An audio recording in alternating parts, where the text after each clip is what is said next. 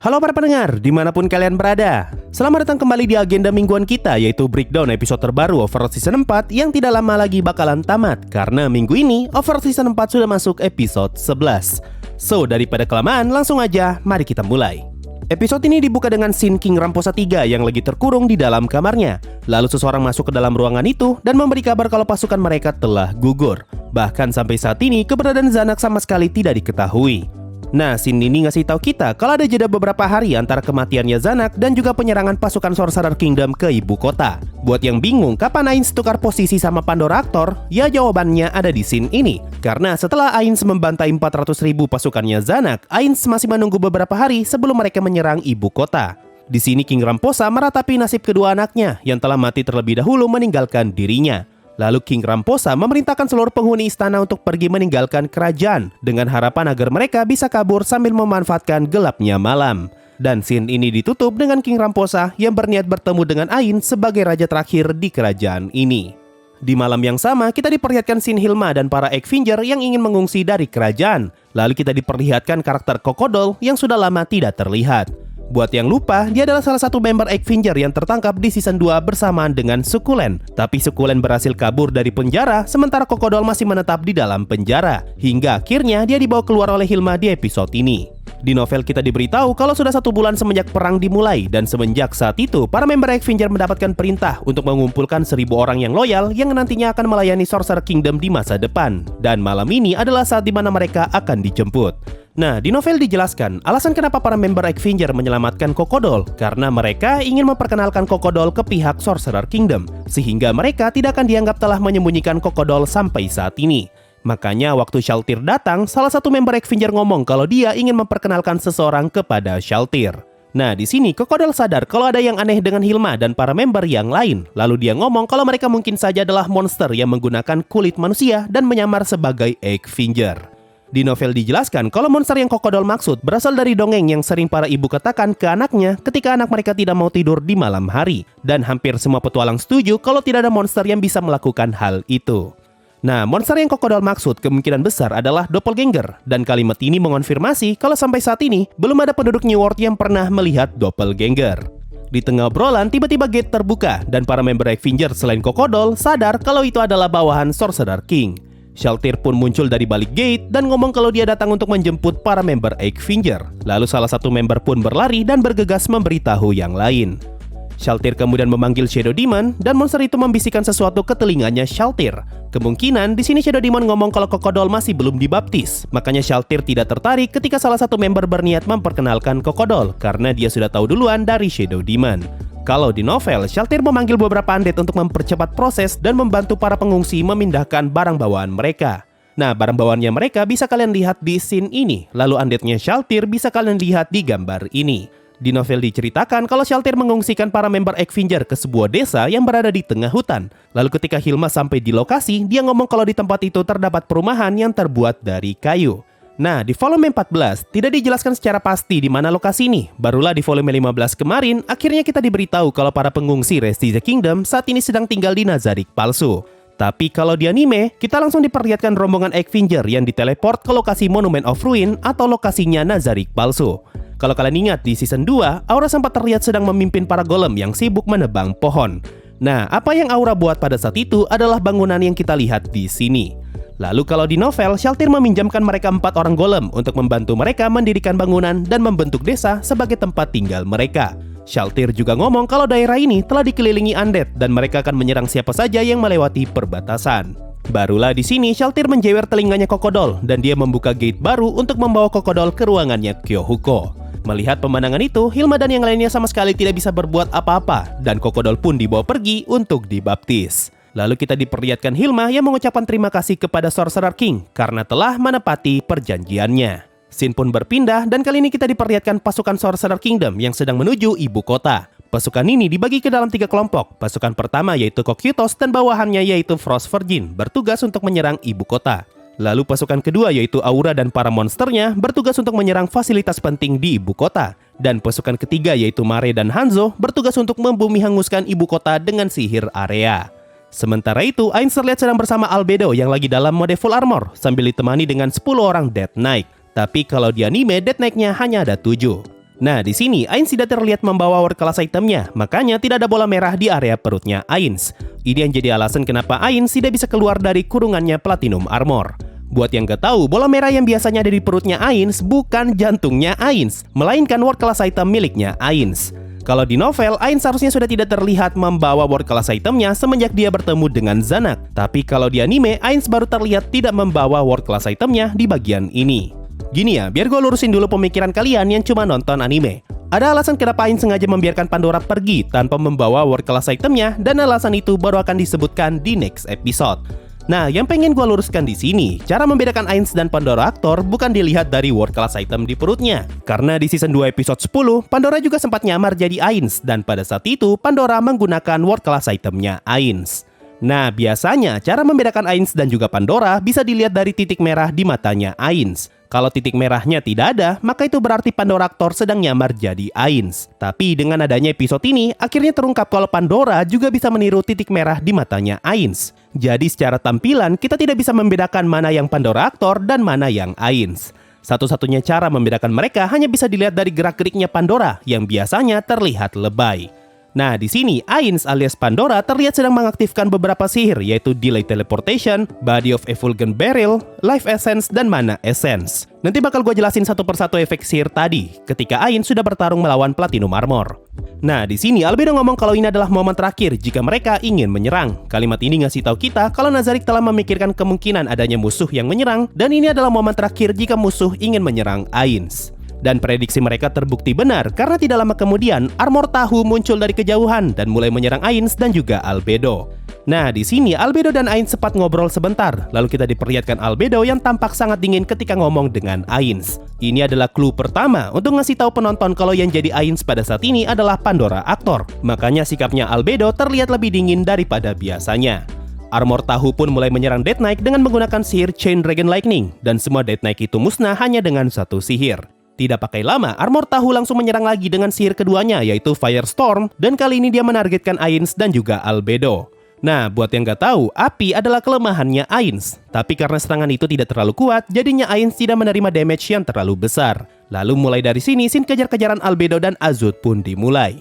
Nah, di scene ini bisa kita lihat kalau Albedo membawa world class item di pinggangnya. Ini yang jadi alasan kenapa Albedo bisa masuk ke dalam kurungannya Platinum Armor. Scene ini juga mengonfirmasi kalau kapaknya Albedo dan world class itemnya Albedo adalah dua item yang berbeda. Buat yang gak tahu, kapaknya Albedo disebut 3F. Kita pun diberitahu kalau Albedo sadar dengan rencananya Azud, di mana Azud sengaja memancing Albedo untuk pergi menjauh dari lokasinya Ainz, sehingga Platinum Armor bisa bertarung 1 lawan 1 melawan Ainz. Cuma karena ini juga masuk ke dalam rencananya Ainz, makanya Albedo mau tidak mau harus mengikuti rencana ini. Meskipun sebenarnya dia tidak ingin meninggalkan Ainz, karena bagaimanapun juga Albedo adalah seorang tank. Nah, buat yang gak tahu, meskipun Albedo tahu kalau saat ini Pandora aktor sedang menyamar menjadi Ainz, tapi Albedo sama sekali tidak terima melihat sosok Ainz yang diserang. Makanya Albedo terlihat sangat marah ketika dia berhasil masuk ke dalam kurungannya Platinum Armor. Albedo kemudian ngomong kalau dia bisa mengejar Azud dengan mudah jika saja dia bisa menaiki Bicorn-nya. Kalimat ini menjelaskan alasan kenapa Albedo memiliki Bicorn, karena dia membutuhkan Bicorn untuk mengejar musuh yang lebih cepat daripada dirinya. Azud pun bersiap menyerang dengan senapan mesinnya, dan Albedo berniat untuk menerima serangan itu sehingga dia bisa tahu seberapa kuat serangannya Azud. Nah, di novel dijelasin kalau Albedo bisa bertahan, bahkan membalikan peluru yang Azud tembak. Tapi Albedo tidak mau melakukan hal itu dan lebih memilih untuk menahan serangan itu dengan armornya. Tapi di luar ekspektasi, jangankan menggores armornya, bahkan serangannya Azud sama sekali tidak bisa menembus pasifnya Albedo yang ngebuat dia kebal dari serangan proyektil. Nah, di sini Albedo ngomong kalau dia kepengen mengetes daya serangnya Azud, tapi malah dia yang memperlihatkan salah satu kemampuannya, yaitu kebal dari serangan proyektil. Makanya di anime Albedo ngomong kalau dia telah melakukan kesalahan. Azud pun mengganti serangannya, dan kali ini dia menyerang dengan menggunakan sihir Instant Death. Tapi Albedo sama sekali tidak merasakan apa-apa karena sihir itu tidak mampu menembus pasifnya Albedo. Albedo pun mulai menyerang balik dan dia menyerang dengan menggunakan tangan kosong. Sebenarnya Albedo ingin menyerang dengan menggunakan kapaknya, tapi karena Albedo tidak yakin bisa mengatur kekuatannya, jadinya mau tidak mau dia harus menyerang dengan tangan kosong. Ini karena Albedo diperintahkan untuk tidak membunuh Azud. Tapi di luar ekspektasi, bahkan dengan tangan kosong, ternyata Albedo memberikan damage yang lebih besar daripada perkiraannya. Makanya Albedo ngomong kalau armornya Azud terlihat lemah dan lebih lembek daripada tahu. Nah, inilah yang jadi alasan kenapa armornya Azud disebut armor tahu. Barulah di sini mereka berdua pun mulai ngobrol dan Albedo dengan senang hati mengikuti rencananya Azut, yaitu menyiapkan cukup waktu agar Ainz bisa bertarung melawan Platinum Armor. Scene sekarang berpindah dan kita diperlihatkan Platinum Armor yang tiba-tiba muncul di belakangnya Ainz. Nah, kalau kalian ingat di awal tadi, Ainz menggunakan skill bernama Delay Teleportation. Ini adalah skill yang digunakan untuk mengcounter sihir teleportasi dan ngebuat seseorang bisa membaca arah teleportasi musuh. Ini yang jadi alasan kenapa Ainz bisa tahu arah teleportasinya Platinum Armor, dan dia pun memasang sihir Explode Mind di tempat Platinum Armor akan muncul.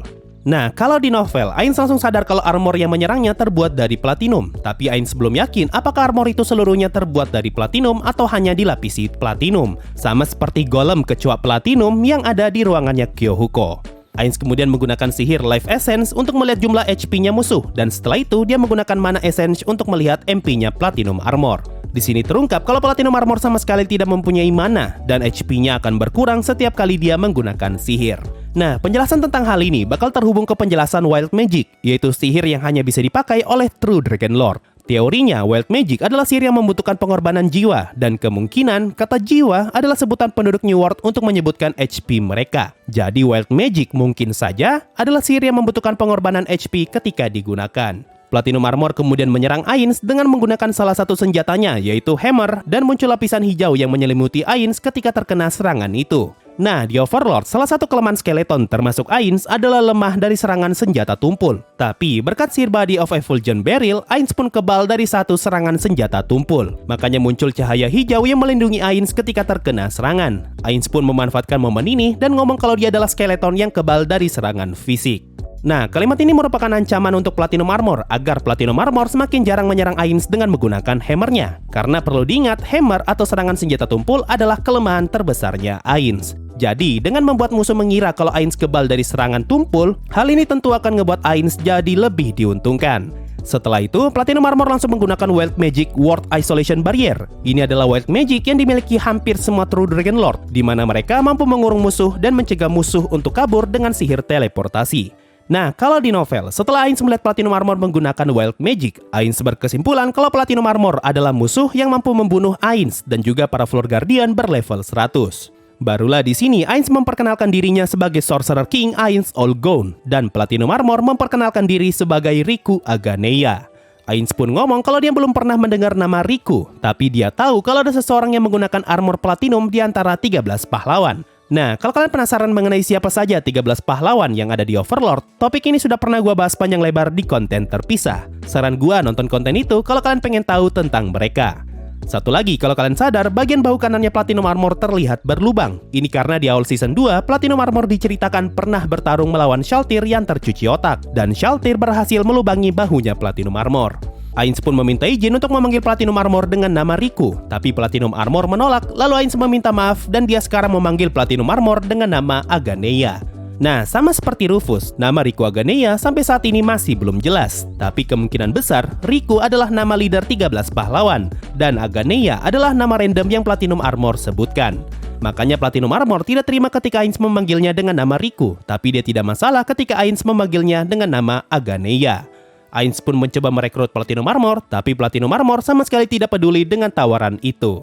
Nah, dari obrolan ini, Ainz pun tahu kalau Platinum Armor sama sekali tidak peduli dengan nasibnya Restize Kingdom, sehingga ada kemungkinan kalau Platinum Armor berasal dari negara lain. Barulah di sini Platinum Armor mengaktifkan Wild Magic Cloak of Light dan Ainz segera menggunakan teleport untuk menjaga jarak. Nah, di sini Ainz sempat berpose terlebih dahulu sebelum dia berteleportasi, sama seperti Pandora Actor di season 2, di mana dia berpose dulu sebelum berteleportasi. Ini adalah clue kedua kalau yang jadi Ainz pada saat ini adalah Pandora Actor. Tapi sihir teleportasinya gagal dan Ainz malah menabrak sesuatu. Dari sini Ainz pun sadar kalau sihir pertama yang Platinum Armor pakai adalah sihir untuk mengurung musuh dan mencegah musuh berteleport kabur. Tapi seseorang masih bisa berteleportasi di dalam area yang terkurung.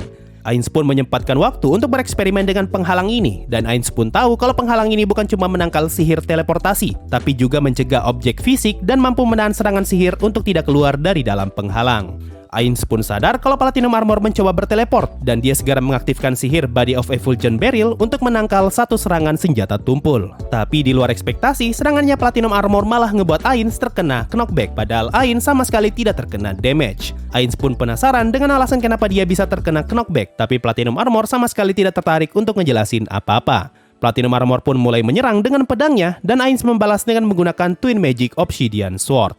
Nah, di sini Ainz sempat kaget ketika melihat cara Platinum Armor menghindari serangannya, dan Ainz sadar kalau pergerakan Platinum Armor terlihat tidak manusiawi. Ainz pun mencoba menahan serangan pedangnya Platinum Armor dengan menggunakan Wall of Skeleton, tapi dindingnya berhasil dihancurkan hanya dengan satu serangan. Di sini Ainz pun sadar kalau cara bertarung Platinum Armor terasa seperti boneka yang dikendalikan dari jauh, dan kemungkinan tidak ada orang di dalam armor tersebut.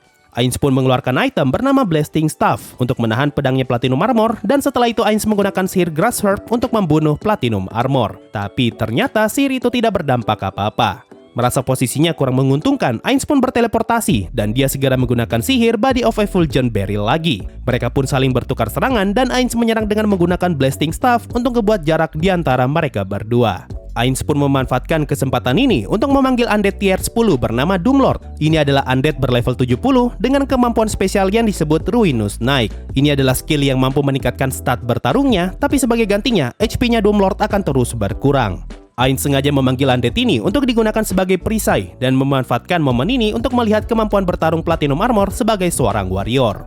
Kalau di anime, Ainz langsung tahu banyak sekali informasi hanya dengan melihat Doomlord bertarung melawan Platinum Armor. Tapi kalau di novel, Ainz tidak langsung tahu dan dia sempat melakukan beberapa eksperimen untuk menilai sekuat apa Platinum Armor. Bahkan Ainz sudah menemukan cara untuk mengalahkan Platinum Armor, tapi Ainz sengaja menahan diri karena tujuannya bukanlah untuk menang, tapi untuk mengumpulkan informasi. Di sini Ainz pun berkesimpulan kalau Platinum Armor kemungkinan adalah makhluk sejenis golem, dan Ainz ngomong kalau salah satu Supreme Being adalah golem user. Makanya Ainz tahu kalau pergerakan Platinum Armor terlihat sangat mirip seperti golem yang dikendalikan dari jauh.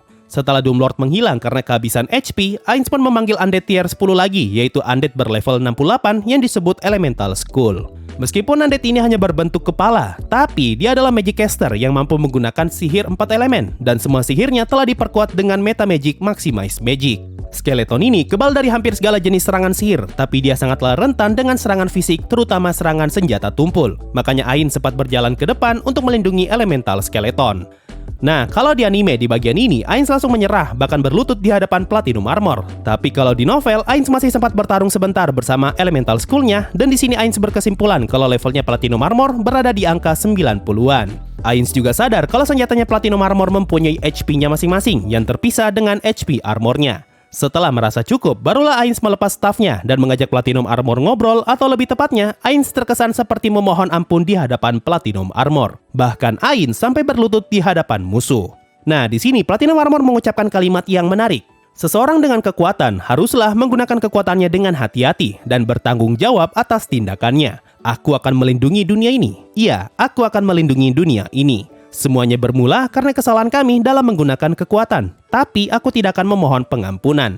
Aku tidak bisa tinggal diam dan membiarkan tindakan kalian, oleh karena itu kalian harus musnah.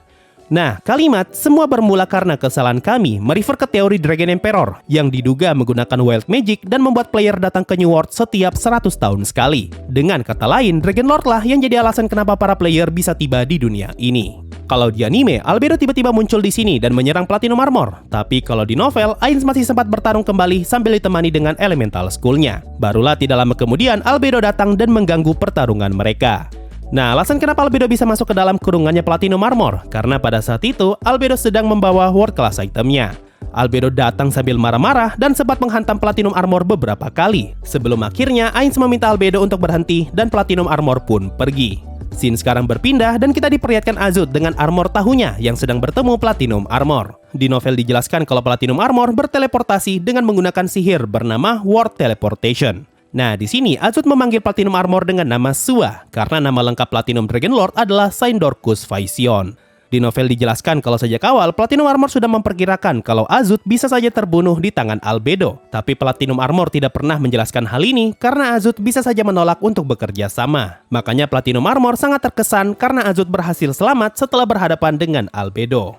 Platinum Armor ngomong kalau dia memperkenalkan dirinya sebagai Riku Aganeya dan dia ngomong kalau itu hanyalah nama random. Tapi di novel dijelaskan kalau perkataan Platinum Armor hanya setengah bohong. Kalimat ini semakin mempertegas kalau Riku beneran nama seseorang, sementara Aganeya adalah nama random. Platinum Dragon Lord pun menjelaskan kalau hanya pengguna World Class item dan pengguna Wild Magic yang mampu menembus World Isolation Barrier. Hal ini ngebuat Platinum Dragon Lord berpikir kalau mungkin saja Albedo adalah player karena dia memiliki World Class item sementara Sorcerer King justru adalah NPC. Lalu Platinum Dragon Lord memikirkan kemungkinan lain, kalau mungkin saja Sorcerer King juga adalah player, hanya saja dia sengaja tidak membawa world class itemnya. Karena berdasarkan penjelasan Riku, terdapat guild yang mempunyai 2 world class item, jadi tidak menutup kemungkinan kalau Sorcerer Kingdom juga mempunyai 2 world class item. Azut pun menanyakan pendapat Platinum Armor mengenai seberapa kuat Sorcerer King. Lalu Platinum Armor ngomong kalau dia dapat menang di pertarungan berikutnya, jika saja dia bisa bertarung 1 lawan 1 melawan Sorcerer King.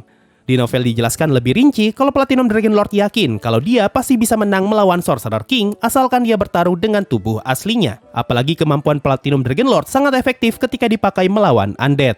Hal ini ngebuat Platinum Dragon Lord merasa kalau Sorcerer King bukanlah musuh yang patut mendapatkan perhatian. Justru bagi dia, Albedo adalah musuh yang jauh lebih berbahaya. Nah, kalau di novel, Azut sempat menyinggung soal pertemuannya dengan Black Scripture, dan kita pun diberitahu kalau Azut mengetahui nama Rufus dari Platinum Dragon Lord. Di novel juga dijelaskan kalau tindakan Azut yang menyelamatkan Enauru berada di luar perhitungan Platinum Dragon Lord. Andaikan pada saat itu Azut tidak bergerak sendirian, maka Platinum Armor yakin kalau dia pasti bisa membunuh Sorcerer King di pertarungan tadi. Makanya Platinum Dragon Lord kepikiran untuk membunuh Azut dan mengambil power suit-nya, lalu memberikan armor itu kepada orang yang lebih kuat dan lebih loyal. Tapi pada akhirnya Platinum Dragon Lord mengurungkan niat itu. Nah, kalimat ini memperlihatkan perbedaan mindset antara Nazarick dan Platinum Dragon Lord, di mana Platinum Dragon Lord sampai kepikiran untuk membunuh rekannya hanya demi mendapatkan power suit. Sementara bagi Nazarick, ini adalah item yang tidak berguna, sampai-sampai Ainz lupa kalau mereka punya beberapa item ini di dalam ruang harta. Lalu setelah itu, Platinum Armor mengajak Azut untuk kembali ke Arglan City Council, dan mereka pun pergi dengan menggunakan sihir Word Teleportation. Scene pun berpindah dan kita diperlihatkan Ainz serta Albedo yang kembali ke Nazarick. Di sini akhirnya terungkap kalau yang bertarung melawan Platinum Armor selama ini ternyata adalah Pandoractor yang menyamar. Lalu episode ini pun ditutup dengan Ainz yang meminta Pandoractor untuk melaporkan semua yang berhasil dia dapatkan dari pertarungan tadi. Nah, itu tadi breakdown episode 11 Overlord Season 4. Masih ada satu hal lagi yang pengen gua bahas mengenai episode 11 ini, tapi topik ini bakalan gua bahas di akhir video setelah Saweria. So, mungkin itu saja untuk video kali ini. Makasih semuanya sudah mendengarkan sampai di titik ini. Sampai jumpa di video berikutnya, dan bye-bye. Sebelum masuk Saweria, gue ucapkan terima kasih banyak untuk para member Adamantite di bulan ini, yaitu Rizky Abadi, Novas Ramdhani, Amransan, Azut Aindra, Hoki Gaming Official, Jimmy Hendrix, Changpeng Zhao, Selamat, Sora, Harmonia, Uso Happy, Ferdinand Dede, Gungra, dan Nasi Padang. Yo, waktunya Saweria ada dari Matias. Sensei, gue asli sakit hati gegara Zanak meninggal. Di sisi lain daripada sedih, gue bisa rasain amarah dan jijinya Ainz karena kematian itu. Ya, memang begitu sih korban Suzon. Mati bukan di tangan musuh, tapi di tangan orang yang coba dia perjuangkan. Ada dari Rem 1196. Bang, apakah benar Albedo Secret Unit bertujuan mencari Saprimbing yang lain dan membunuh mereka karena meninggalkan Nazarick? Kurang lebih teorinya seperti itu. Ada dari Overlord lebih dari Tensura. Sensei, mau nanya, untuk YouTuber yang bahas Overlord di Indo nomor 1 siapa? Apakah Megane Sensei? Soalnya saya jarang lihat channel kayak gini. Gua nggak tahu ya, kalau pertanyaan ini mending tanyakan ke para penonton aja. Menurut kalian, siapa channel di Indo yang paling sering bahas Overlord? Ada dari Wild of the Banshee. Bang, Maruyama Sensei kan terinspirasi dari game D&D seperti Baldur's Gate. Nah, di Play Store dan App Store ada tuh. Pernah mainin gak tuh game Bang? Sayangnya sih tidak dan tidak tertarik. Ada dari Luffy, ingat, kunci dalam kemenangan Baiwan adalah kerja sama tim, tentu saja Kroyok nomor 1. Ada dari Odd Taxi Movie, Bang, ditunggu review sama detail kecil Odd Taxi Movie. Udah lama rilis tapi gue baru nemu videonya, keren sumpah. Gue sampai saat ini sih masih belum nonton Odd Taxi Movie, jadi nanti aja ya. Ada dari Brian Unggas, mau bikin konten roasting gue lagi nggak? Sudah cukup bahas abang-abang yang satu ini, mending kita ketawain bareng minggu depan. Ada dari Sekte Yaksa, Bang, kalau web novel ceritanya nggak jauh beda sama Ellen kan? Kalau untuk Overlord sih kasusnya lumayan beda jauh. Salah satu contohnya kalau di web novel tidak ada Albedo. Ada dari Titanianos, Bang, mau nanya soal Doomlord. Apakah Doomlord full level 90 bisa ngebantai petualang Adamantite dan Orichalcum? Jawabannya tentu saja tidak.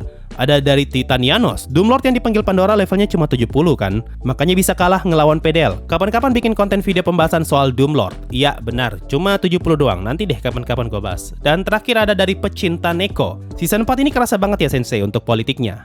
Wajar sih, karena bagian sadisnya dipindahin ke movie. Nah itu tadi dari Saweria. Terima kasih semua yang sudah donasi dan gabung jadi membership. Thanks a lot and bye-bye. Nah, seperti yang gue janjikan, gue masih punya satu topik bahasan lagi mengenai episode 11 Overlord Season 4. Ketika Platinum Dragon Lord ngomong kalau Ainz adalah NPC dan Albedo adalah player, kalau kalian nonton yang versi subtitle Inggris, tertulis kalau Platinum Dragon Lord seperti kesulitan menyebutkan kata NPC dan player. Lalu kalau kalian baca di terbitan resmi Yen Press, terdapat tanda kutip ketika Platinum Dragon Lord menyebutkan kata NPC dan player. Detail ini mau ngasih tahu kita kalau penduduk New World tahu beberapa istilah di dalam Yggdrasil, tapi mereka kesulitan menyebutkan kata itu karena mereka tidak begitu paham maksud di balik kata tersebut. Contoh di volume 10, Evil Eye sempat menyebutkan kata lever up yang merefer ke kata level up. Lalu kalau di novel, Platinum Dragonlord juga sempat kesulitan ketika menyebutkan kata guild weapon. Dan di volume 14 ini, Platinum Dragonlord seperti kesulitan menyebutkan kata player dan NPC. Jadi, jangan heran ketika kalian nemu beberapa kata yang terlihat aneh ketika disebutkan oleh penduduk New World, terutama 13 pahlawan. Karena mereka bisa tahu kata itu dari siapa lagi kalau bukan leader 13 pahlawan. Nah itu tadi topik singkat yang pengen gue bahas. Makasih semua yang sudah mendengarkan. Bye-bye.